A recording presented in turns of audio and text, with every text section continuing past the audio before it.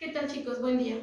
Bueno, pues para empezar entonces ya a tratar los temas más a fondo de los fármacos, vamos a empezar hablando de las interacciones farmacológicas, es decir, cuando un medicamento reacciona a otro medicamento o a otra sustancia. Tenemos muchos tipos de interacciones farmacológicas. Vamos a ver aquí la interacción fármaco-fármaco. Y en este caso vamos a ver, aquí tenemos un ejemplo. Tenemos un fármaco A y un fármaco B. Cuando interactúan estos dos fármacos, cuando los dos se consumen, entrando al organismo, si hacen una reacción positiva, le vamos a llamar sinergismo. Es decir, un fármaco está complementando a otro y entonces van a trabajar en equipo para ayudar al problema que se está presentando en el organismo. Aquí vamos a ver que se va a potenciar el efecto. Lo que va a hacer el fármaco A y el fármaco B es que trabajan en conjunto para que el efecto sea mayor. Y tenemos dos tipos de sinergismo. Primero tenemos de potenciación, que es lo que les comento. El efecto va a ser mayor. Y aquí en este caso tenemos de ejemplos lo más común que se utiliza, que es, no sé si ya lo han escuchado, el paracetamol más el tramadol. Estos dos son analgésicos. Se van a complementar entonces para que surja mayor efecto. Normalmente si trabajaran solos, trabajarían a dosis muy altas, pero cuando trabajan en conjunto van a ser dosis bajas para que el efecto sea mayor. Lo mismo sucede cuando mezclamos el diclofenaco con el paracetamol. También estos, si se trabajaran solos, tienen que ser a dosis muy altas, pero como van a estar trabajando en conjunto y se van a complementar, entonces son dosis bajas de ambos y el efecto va a ser mayor. De esta manera entonces trabaja el sinergismo de potenciación. Y cuando hablamos de facilitación, pues como su nombre lo dice, es cuando un fármaco facilita el efecto de otro. Por ejemplo, cuando nos enfermamos de la garganta, normalmente el médico lo que va a recetar es la amoxicilina con el ácido clavulánico. Más adelante vamos a ver, la amoxicilina es un antibiótico. Y esta sustancia, el ácido clavulánico, lo que va a hacer es facilitar el efecto de la amoxicilina. Va a ayudar a que entonces trabaje más rápido atacando a las bacterias. Entonces, si se dan cuenta, los dos son resultados positivos. En uno van a elevar el efecto y en el otro el efecto va a ser el mismo, simplemente se va a facilitar.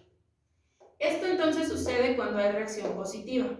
Ahora, cuando hay reacciones negativas, le vamos a llamar antagonismo. Entonces, tenemos un fármaco A que ya se consumió y que provocó un efecto tóxico. Y entonces el fármaco B se va a administrar para inhibir el efecto tóxico. Esto sucede principalmente en reacciones alérgicas.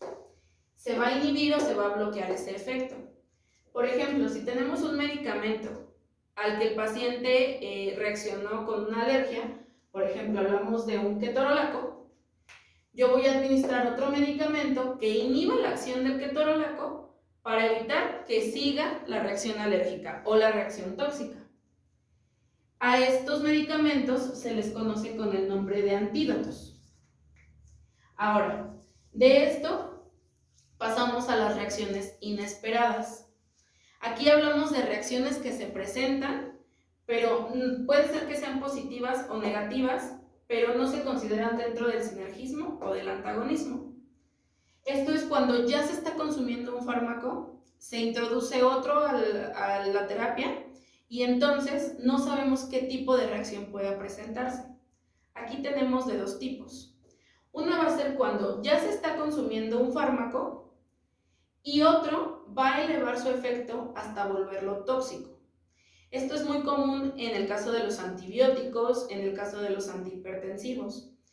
Los pacientes ya llegan con sus medicamentos, con lo que ellos consumen habitualmente, y entonces el médico indica otro fármaco, y este fármaco, en lugar de que trabajen en conjunto o de que se rechacen, lo que va a hacer es elevar los efectos del que ya se consume hasta que lo va a convertir en efectos tóxicos y entonces obviamente atenta contra la salud del paciente. Aquí también podemos hablar de otras sustancias, no precisamente fármaco. El alcohol también puede provocar un efecto tóxico, puede volver a un fármaco tóxico.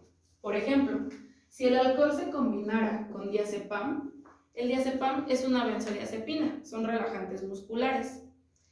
Si se combina el alcohol con el diazepam, lo que va a pasar es que va a elevar los efectos del diazepam hasta volverlo tóxico, y entonces puede empezar a provocar daños neurológicos. Por el contrario, si se combinara el alcohol más el ibuprofeno, por ejemplo, aquí no va a provocar un efecto tóxico, simplemente va a inhibir al fármaco y no va a producir ningún efecto. Ahora, si hablamos fármaco-fármaco, tenemos a los macrólidos. Más adelante vamos a ver que los macrólidos son un tipo de antibiótico, y dentro de estos tenemos a la eritromicina y a la claritromicina. Si combinamos a la eritromicina en la medicación de un paciente que consume habitualmente anticoagulantes como es la warfarina, aquí lo que va a provocar es que este fármaco va a elevar los efectos de la warfarina. Los va a elevar tanto que va a provocar hemorragias en el paciente, y obviamente esto ya atenta contra su salud. Y si la claritromicina el médico la recomienda en un paciente que consume la carbamazepina, este fármaco, la carbamazepina, es para pacientes que presentan convulsiones, es un anticonvulsivante. Si se administra la claritromicina, va a elevar los efectos y va a provocar neuropatías en el paciente, va a provocar daño neurológico. Entonces, estos dos ejemplos nos sirven para comprender una de las reacciones inesperadas. La segunda nos dice que es cuando ya se consume un fármaco y el nuevo que se va a consumir disminuye el efecto hasta volverlo subterapéutico, es decir, pierde totalmente su efecto. Y aquí, bueno, tenemos el ejemplo que les comentaba. Cuando se combina el alcohol más el ibuprofeno es un analgésico. Cuando estos se combinan, el alcohol va a provocar que el ibuprofeno pierda totalmente su efecto. Ambos se metabolizan en el hígado, ambos llegan al estómago, pero como se metabolizan por las mismas vías, va a ver cuál gana primero. Y si entonces hay más consumo de alcohol, el alcohol va a inhibir totalmente al fármaco, lo va a desaparecer y este pierde totalmente su efecto. Entonces ya hablaríamos de un efecto subterapéutico, cuando se pierde totalmente. Bueno, todos estos temas nosotros como enfermería no medicamos, al menos no cuando, por ejemplo, ustedes que van a salir como auxiliares. Las únicas personas que pueden medicar en el caso de enfermería son las licenciadas, y es el esquema básico. Pero tenemos que conocer todo esto porque a nosotros nos interesa también saber qué reacciones puede presentar un paciente ante un fármaco. ¿Por qué un fármaco sí causa efecto o por qué otro causa toxicidad? Si nosotros conocemos todo este tema y todo el manejo de los fármacos, nos va a ayudar a que si el médico, por algún error, recomienda este tipo de combinaciones, yo, enfermera, ya sé que esto no es correcto, lo puedo informar para que entonces se cambie el esquema terapéutico. Bueno, esto es entonces todo en cuanto a las interacciones farmacológicas. Realicen su actividad, por favor, chicos.